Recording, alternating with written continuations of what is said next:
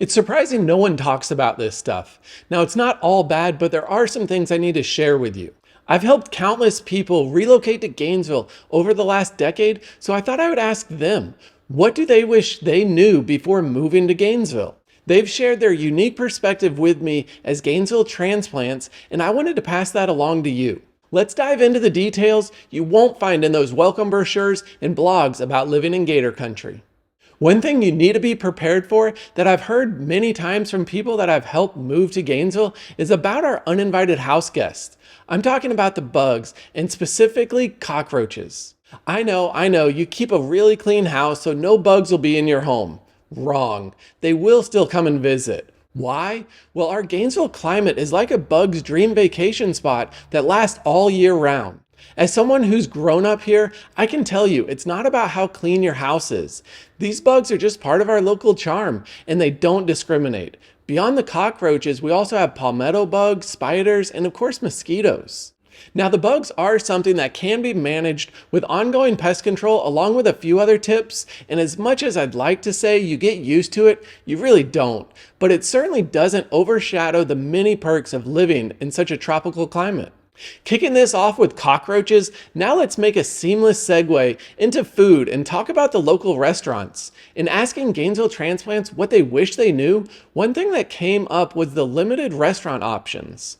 While we've got plenty of fast food places and well-known chains, when it comes to those unique, one-of-a-kind restaurants, the variety isn't as vast as you might be used to, especially if you're coming from a big city.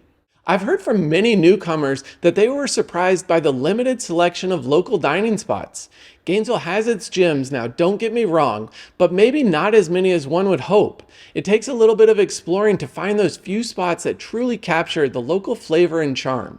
Once you arrive and get settled in, take the time to go on a little food quest, ask around, join local groups, or check out online forums. That's how you'll find the best local cuisine that Gainesville has to offer. Real quick, if you're new to the channel, my name is Donovan Arnold, and I'm a local real estate agent here in Gainesville, Florida. I make these videos to share with you what you can expect if you're moving to the area. We talk about things like the best schools, the best neighborhoods, and all the things there are to do here. So if you don't want to miss a thing, make sure you start by clicking the subscribe button and then hit the like button. It really helps me out and it's completely free. Shifting gears to the heartbeat of Gainesville, you probably know it, but you may not realize its impact. And that's going to be the University of Florida and locals' obsession with the Florida Gators.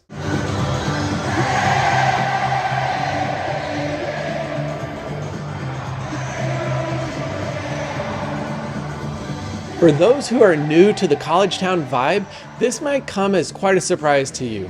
Here in Gainesville, Gator pride runs deep, and it's not just about sports, it's a way of life. If you're not already a fan of college sports, you'll quickly notice how Gator games become town-wide events, from the packed crowds at Ben Hill Griffin Stadium to wardrobes that are solely made up of orange and blue. College football in the South is way bigger than professional sports.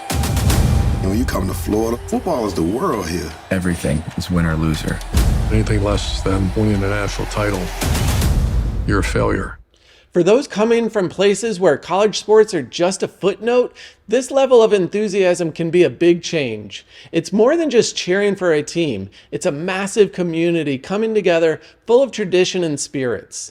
And honestly, it's a lot, especially if you work or live around campus. As you get a little further away, the intensity decreases, and in some parts of Gainesville, you can actually forget you're in a college town.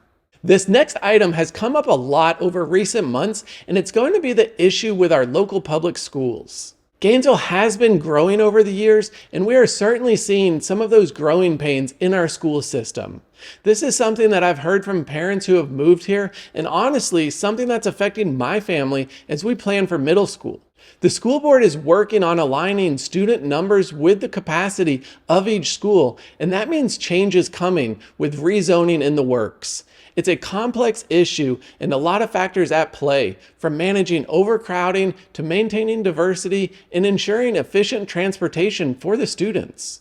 If you're moving to Gainesville with school-aged children, this is a topic you'll want to keep a close eye on. There are still many unknowns as to how this will play out, and with kids of my own in public school, I'm just as curious as you are. I will mention I have seen an increase in families who are opting for homeschooling in private school, especially with the new voucher program.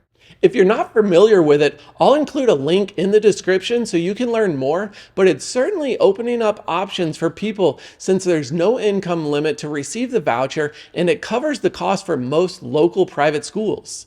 Another point that keeps coming up in conversations is how surprisingly spread out Gainesville is for its size.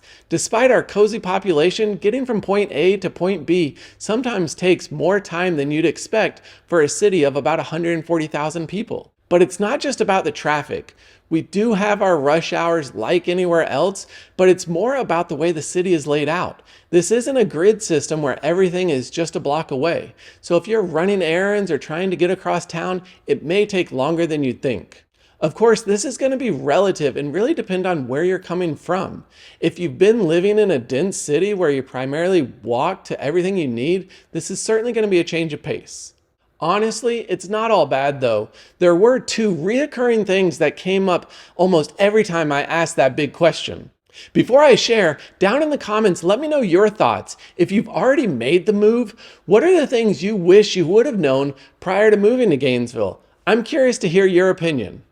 I did constantly hear that newcomers to Gainesville were surprised to see how nice and kind people are here. It would show up in different ways, from letting someone merge over in traffic to hearing a stranger greet you in the store. The other thing that came up was the amount of parks and trees in the area. Many commented how pretty things are here and how many outdoor activities are constantly going on.